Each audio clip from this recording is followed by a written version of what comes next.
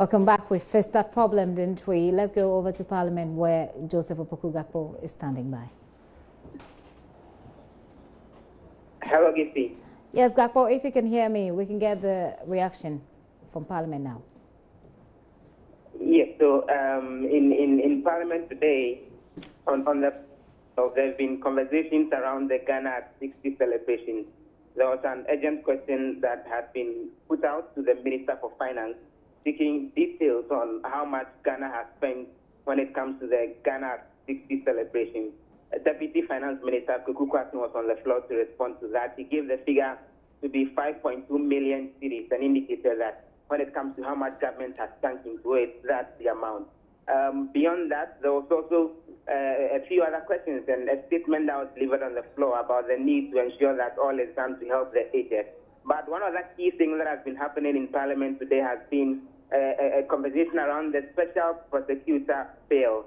You would know that that became a controversial issue when the bill itself was laid on the floor of Parliament 2 days ago, with a minority raising concerns that it hadn't been gazetted. And even yesterday, they indicated that they didn't have copies of the bill, so they wanted the bill withdrawn. Earlier in the day, around 10 o'clock this morning, the Committee on Constitution and Legal Affairs met. They were meeting to take a decision on whether, as government had indicated, this bill is coming to Parliament under a certificate of urgency. And so they need to skip a number of the procedures when it comes to, for example, the 14-day gazetting and a few other things. The committee was supposed to meet to take a decision on that, whether they would accept it as an urgent business. But at the level of the committee, the members indicated that they hadn't seen copies of the bill early enough to have read it, and then they would be able to come to a decision on that. So that meeting adjourned, and the indication was that any moment from now, around 3 p.m. today, the committee chaired by Ben Abdelabanda will be meeting again for a firm decision on that. We understand that meeting will be beginning here in Parliament any moment from now, and then we would know the final decision on that. Thank you very much, Gakpo, for that update. Now, away from Parliament, the opposition NDC says it will resist any attempt by elements within the governing party, including the president, to remove EC chairperson Charlotte Osei from office. The party has today been presenting what it calls its assessment of the tenure of President Akufo-Addo's government since January 7. The party described it as a period marked by incompetence, lawlessness, and a legal alien president. They also touched on other aspects of the nation's life. JoyNews' Joseph Akable was at the news conference and has filed this report.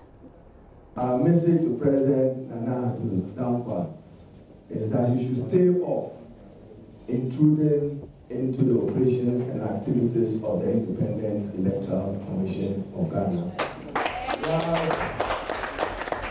Whilst we have accommodated him sweeping up the civil and public service and replacing them with officials of the new patriotic party, we are unable to accept and live with any attempt by him to erode public confidence in the independent constitutional body of the Electoral Commission. Therefore, his efforts and quest at blackmail witch hunt will fail today, fail tomorrow, therefore, once he can interfere into the operations of the civil and public service, and here, for instance, the National Labour Commission, the head of it have been asked to go home. What the president has forgotten is that he swore to uphold the laws of Ghana. He's not the sole appointer of the National Labour Commission and his chief executive, as by law established. The chief executive of National Vocational Training Institute has been asked to proceed on leave, having worked for the state and surpassed every other administration, including the combined NDC and NPP administration. As I speak to you, we will share with you in more detail, even at the Ministry of Finance, as many as 8 civil service positions have been filled by officers who hitherto were working with the Minister of Finance at Data Bank and have been put on the payroll of the Ghana Revenue Authority.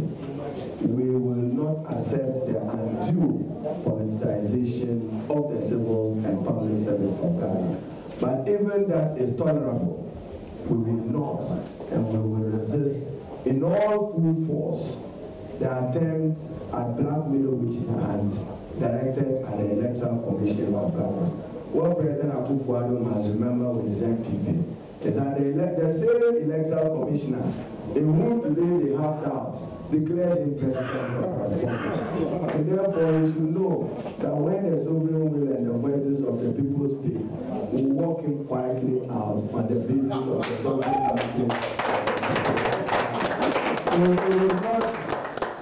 and Chairman, if you permitted me, ask for a good football team. It's a good football team. If you have a Brazil, Ghana, or a German, Ghana Black Stars, and you are weak, no referee can save you in that particular instance. Therefore, if he thinks that getting control of the referee of our elections is an important thing to do, we are reminding him that he should not extend his encroachment and political polarization of the public experience to the electoral commission of Ghana. And in fact, we are calling on the development partners and donors who are concerned about our democracy and good governance to call the president to order. Minority Leader there, Haruna Idrisu, at the press conference where Joseph Akable, of course, reported from. He's here in the studio with me. Joseph, let's talk about the basis upon which the party claims that the government is fueling the petition against the EC chairperson. So the Minority Leader stopped by it briefly. It was after the chairman had given his main address. And in the chairman's address, he had talked about the fact that some civil servants had been sacked by the current government. So in his contribution, he said that, all that leading to the EC chair, attempts to remove the EC chair, he's clear in his mind that definitely government cannot be innocent in what is going on. For which reason he is saying that, this is the same EC chair that declared the election in favor of the president. And if you want her out now, he doesn't understand, because as far as he's concerned... But then they don't really provide any evidence, do they? Not at all. They only say that they have sources, they get information, they have intelligence that they've gathered, for which reason they feel that they know who is behind that. In fact, when I asked the Deputy General Secretary about that the EC chairperson herself is asking for the names of these individuals in order to sue them. And you are clear in your mind that if I identify them and even know the party they belong to and have tied them to the presidency, but they insist that looking at what is happening in the various state agencies, government cannot be innocent. Well, we can hear from him now. It is universally acknowledged that the first and foremost responsibility of any well-meaning government is to ensure the security and safety of its citizens. In the last 6 months, there's no denying the fact that lawlessness has been allowed to fester and run rout, with an unprecedented upset in violent crimes to the disbelief of Ghanaians. Hardly does a day pass by without the news outlets being inundated with stories of horrifying and gory crimes being committed with brazen bravado across the length and breadth of the country. A state of insecurity has given rise to fear-filled anxiety amongst innocent Ghanaians who are struggling to make ends meet under the current excruciating and suffocating economy. Armed robbers and armed gangs are now operating with impunity and killing our policemen in broad daylight without any form of fear nor trepidation. For the first time in the fourth Republican dispensation, a political party in the shape of the MPP has incorporated militancy and violent extremism into its way of operations. To give meaning to militancy and violence, a group of brigands and outright criminals have been assembled and given such blood-clotting names as Invisible Forces, Delta Forces, Kandahar Boys, Volta Crocodiles, and also giving official covering from the seat of government to perpetuate their illegal existence. These criminal gangs have been allowed to wage a psychological war on the security apparatus by attacking and openly killing policemen in uniform. Very credible intelligence information reaching us has it that a lot of the armed robbery and killing of our hard-working police officers is being done by some elements belonging to the aforementioned militant goons, squads associated with the MPP. Per the information we are getting, these criminals are very much aware that they have full government backing, and that in the event that they are even arrested by the police, they will be released by their political godfathers. All right, so that is the leader of the party, Kofi Potofi, there speaking about security, not just about the Electoral Commission and the fact that they think government is fueling that. Let me quickly also announce that we have Perry Okujato on the telephone line now who will get a reaction from. But sir, thank you very much for your time here on the show. But let me quickly engage my colleague here. They also talk about the frequency of the president's trips, and they want to know details, like monetary details of that trip as well, apart from the security issues they raised. In fact, they described him as a legal alien, and they said that the fact that he struggled to answer questions at the Meet the Press engagement was simply because he has not spent much time in the country, and for which reason they are demanding to know how much the president receives as allowance each time he travels. They say, is it $4,000 a day or is it $5,000 a day? They again asking questions about those who go along with him. They are saying that is it $2,000 or is it $1,000? They want clarity on that. They said the amount allocated to the presidency is higher than it has ever been done in our history, for which reason the other agencies they claim don't have enough money to undertake their activities. So that was it with regards to the president's travels. Well, stay with me a little longer, Joseph, will you? Mr. Kujasu, thank you very much for your time here on The Pulse once again. But I don't know if you follow the press conference and the issues that have come up. What is your reaction if you have? If you haven't, we can break it down and start with security and the allegations they make against your government. Give a good evening and good evening to your viewers. Thank you. We have taken note of the opposition press conference and rather saddened by the tone of the press conference, as well as the content of what the national chairman, no less a person than the national chairman, Mr. Kofi Potofi, has had to say about the governance of our country, the president of our country, and the sad spectacle that he sought to paint. If the issues are simple, it is mind-boggling that the largest opposition party in Ghana deems it fit to descend to the lowest level in addressing issues that are of national concern to the people of this country. The kinds of things Mr. Potofi has said today, I believe, is the first in the history of our country since we started practicing multi-party democracy, for any national chairman to descend to this level, making spurious allegations without any proof, likening himself to something that I would not want to even say on your network. Like what? It is sad that just 6 months after losing an election, Mr. Potofi will not concentrate on the 400-page Kwesi report that has been brought to him and his leadership to see how to sit down and fix their party that lost the 2016 election woefully. Mr. Kujato, let's just say that this is their internal matter. Let's leave it to them. But let's deal with the government, the issues that concern me and my family and my 80-year. Hold on, sir. Hold on for me. My 80-year-old grandmother.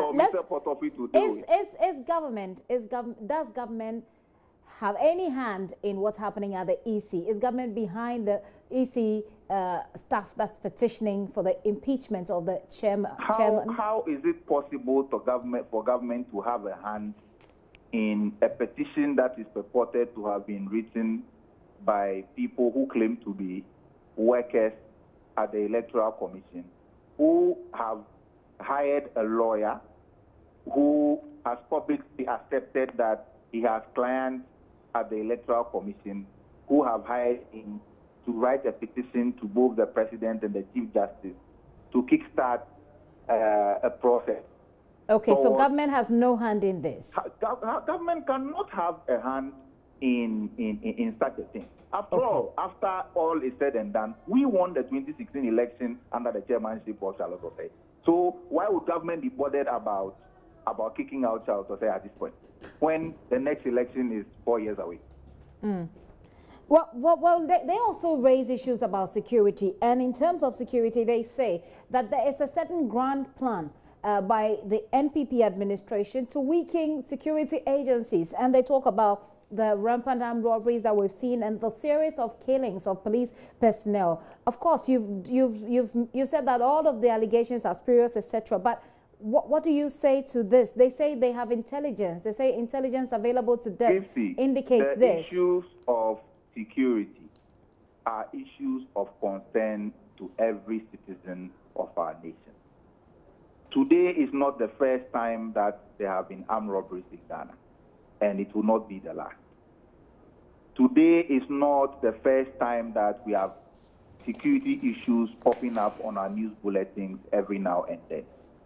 It is how we tackle these issues when they come up that is important. The NDC left government 6 months ago. We just heard last week the IGP say that the police service is not equipped and not well equipped to deal with some of these things, and that is the reason why some of these issues are popping up. What we need to do as a nation is how government can put together a comprehensive package in making sure that we equip the police to be alert in monitoring crime and combating crime. And it is something that we must discuss at the bipartisan level, both on the majority side and on the minority side, in order to find lasting solutions to the security issues that confront our nation. It is not about accusing people unnecessarily. The police themselves have come out to say that their investigations show that these things that happened in La Paz happened out of people who were trying to commit a crime. They did not. So they don't limit it to La Paz. The NDC chairman now blaming NPP and NPP vigilante groups for the robbery or the killing of policemen? They don't limit it to what happened in La Paz. Actually, they refer to that, you know, when they're talking about the general sense of insecurity which they talk about. Gifty, the issue of security, like I said before, is a national issue. Okay. It is how we equip the police to combat crime that is necessary. It is not about how we politicize it. Well, I don't want to go back and refer to the kinds of things that happened in the 8 years of the NDC administration. Every week, every day, crimes are committed the world over. Ghana is not in isolation. Then that is why I'm saying that we need to have a national dialogue as to how we combat crime and how we invest in equipment to make sure that the police are armed and are up to the task of protecting the citizens of this country, and stop politicizing it and blaming it on political parties. Well, finally, they ask a number of questions about some of the things that your government, your party promised the people of Ghana. They go on to ask about where the teachers and the trainee nurses allowance that you said you'd restore was. They ask about what's happening to the free SHS. They ask a number of questions about things that have yet to be fulfilled. What do you say to that as well?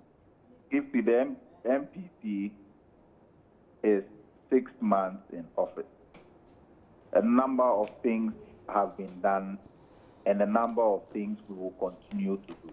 As we speak, we all listened to the president when he presented the State of the Nation's address. We listened to the finance minister when he presented the budget for this financial year.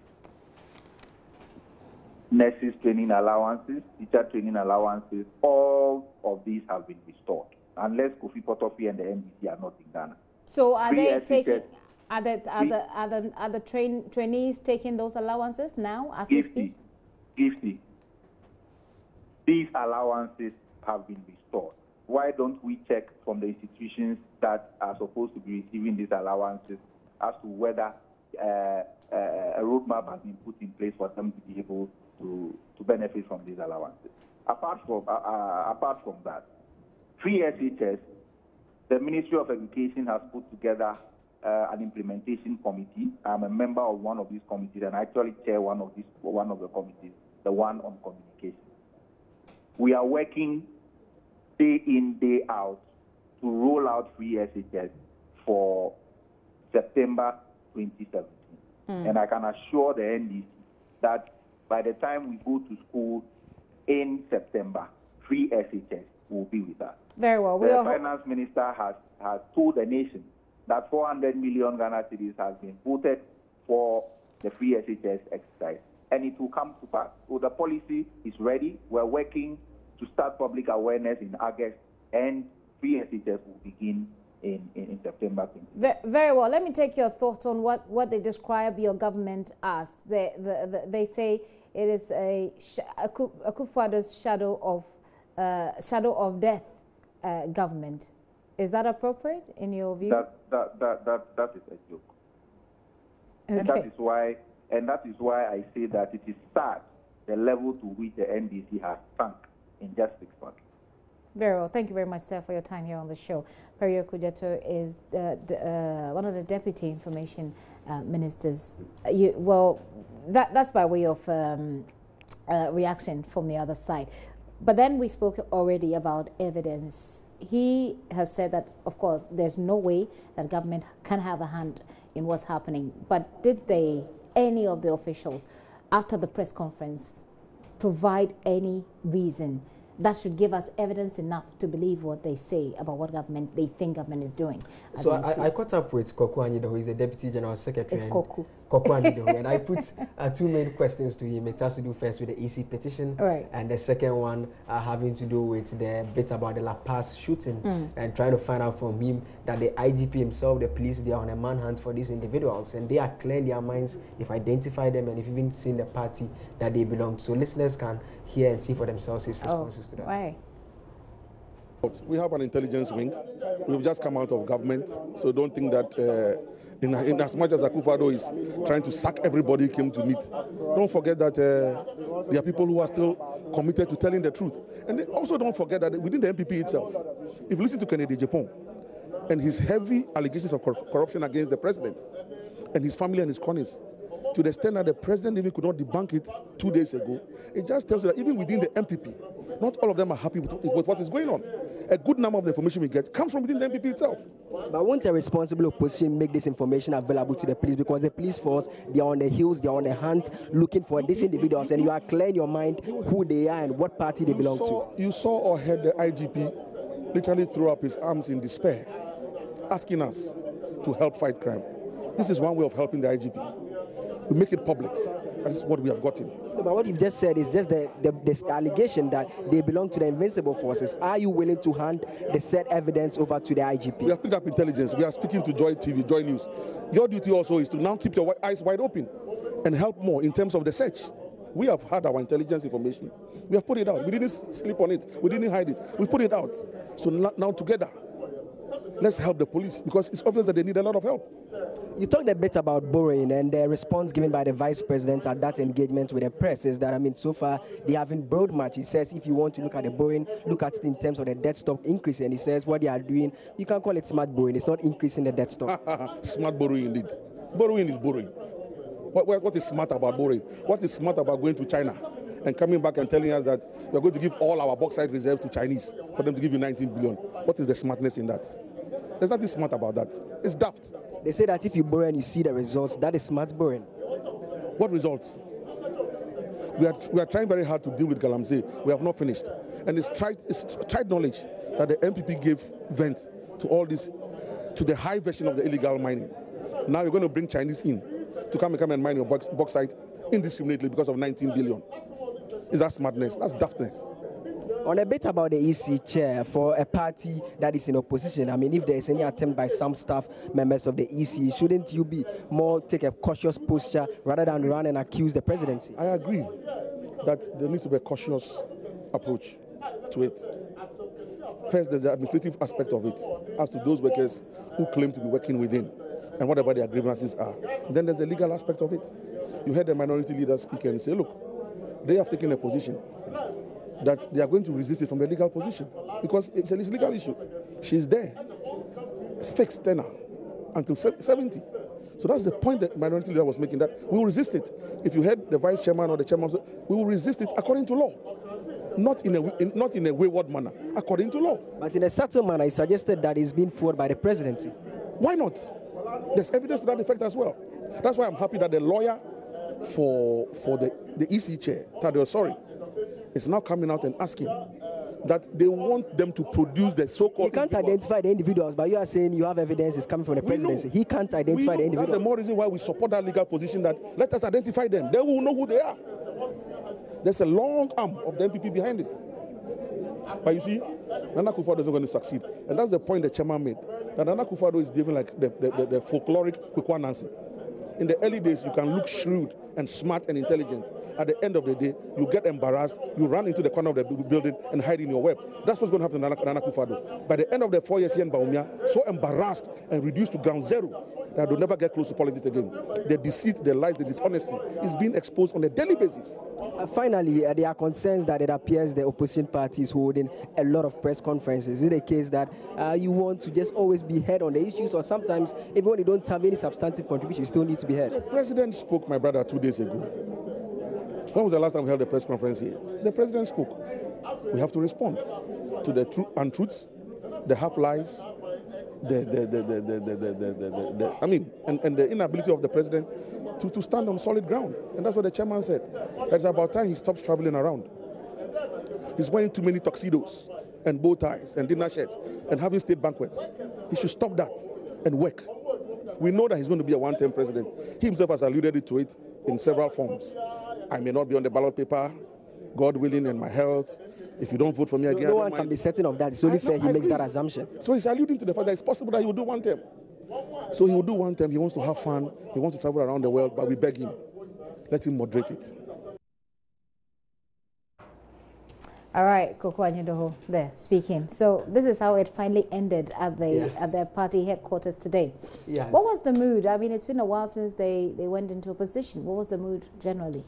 The attendance was not as large as it was when they had their 25th anniversary, when they had that press conference, in terms of the big guys in the party attending, apart from former Information Minister Kwachi Fosu, who was around himself, and Ambassador Leo Kran, and the minority leader, among some others. The party bigwigs were not in attendance in their numbers. As they clearly, used to be. The leadership of the party, in terms of the party at that level, were present to support them. Some members were also within the premises watching keenly right from downstairs through to upstairs. Very well. Thank you very much, Joseph Akable, for that update from the NDC headquarters. Away from that, imagine music as a therapy, a solution to many of our development problems, a source of an intelligent group of Ghanaian citizens, and indeed a great source of good health. That's classical music. Research has shown that introducing children to classical music in their early formative ages impacts heavily on the development of the right and non-linear part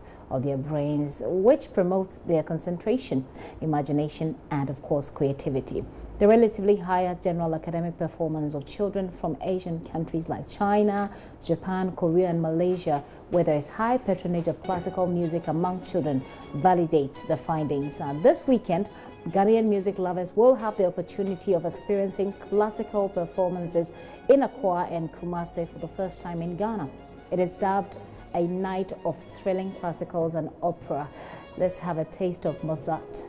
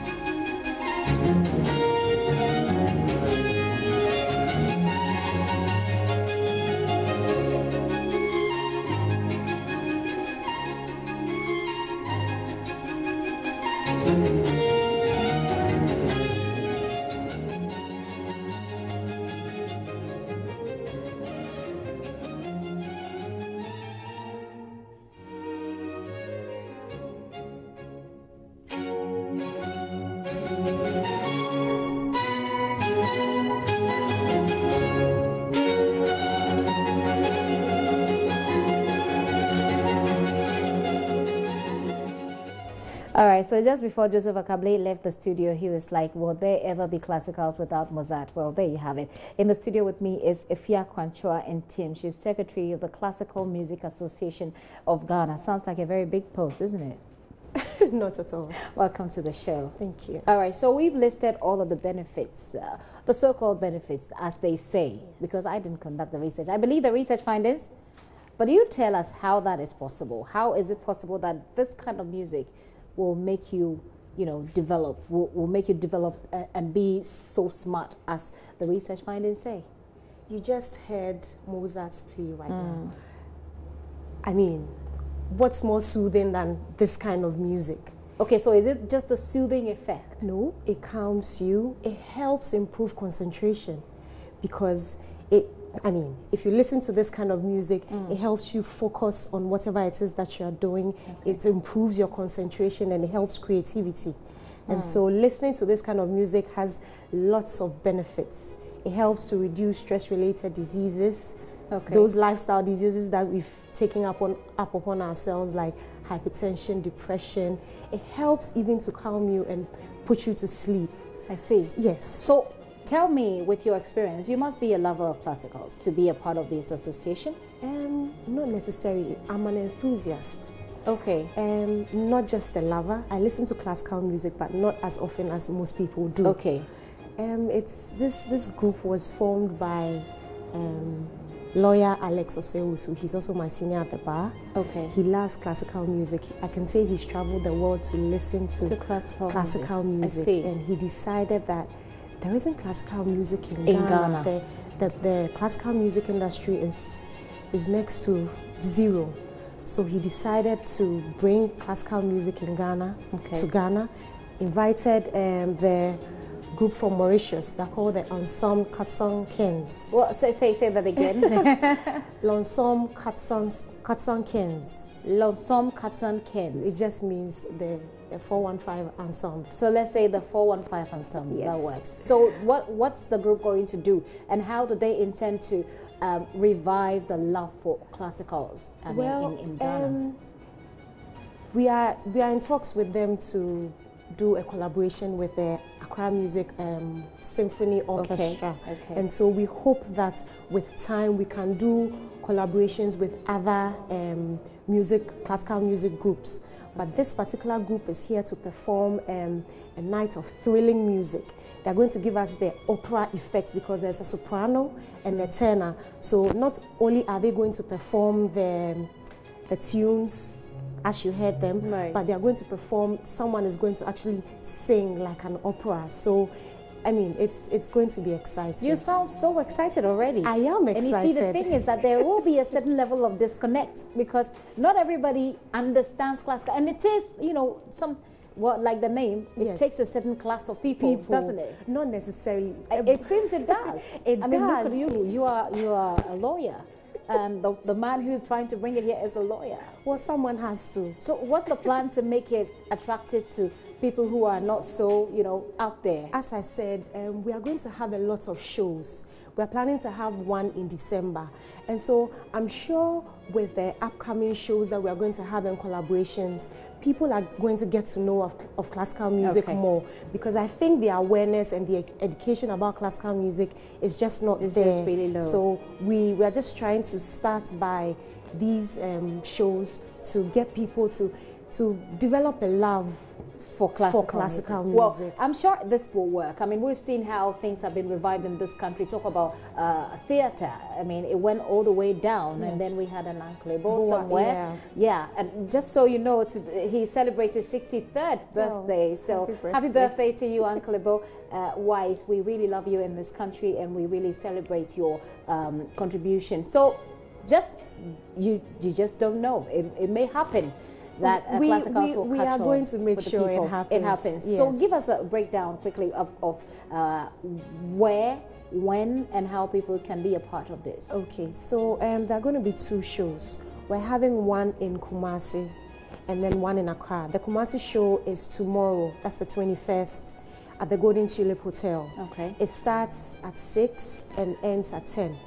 We actually put 6 there because we expect everyone to be seated by 7. Okay. So that the program can so start. So the 6 is GMT? Not Ghana GMT, because at 6, we expect you'll be setting that, up? Yes. Okay. We expect that everybody is seated by 7, because we are also going to have a discussion on classical music between 6 and 7. Okay. So that those of us who have never heard classical music or have never experienced what is going to happen will be educated, will get some kind of education, so that they will not they wouldn't really be disconnected to the whole. They could understand what is going on. Okay. And then in Accra? In Accra, it's happening at the National Theatre on Saturday, the 22nd. Okay. It also starts at 6 and ends at 10. Right. All right. So we'll expect some soothing feeling and soothing atmosphere. I don't know how it works. I'll try it. I like jazz, actually. You do? I'll try classical. Okay. Just, how about just this? Case. You sleep on Mozart. So play Mozart and try it. Okay, well, you try that. You try that. I may forget to try, but you try that. Thank you very much, Ifya Kwanchua, for coming. Unfortunately, we don't have a lot of time. We've been looking forward to you to receiving you for so long. I was here yesterday. Okay, that's okay. But anyway, unfortunately, it's time for sports, and we had to cut this conversation short. But I am just beginning to learn the benefits of classical, so I will just try it. Why don't you also try? Ifya Kwanchua and team is a Kwanchua. Yeah. All right. So Ifya Kwanchua and team is secretary for the Classical Music Association of Ghana, and they are looking to introduce classicals into the country big time. Gary is standing by with Sport on the Pulse.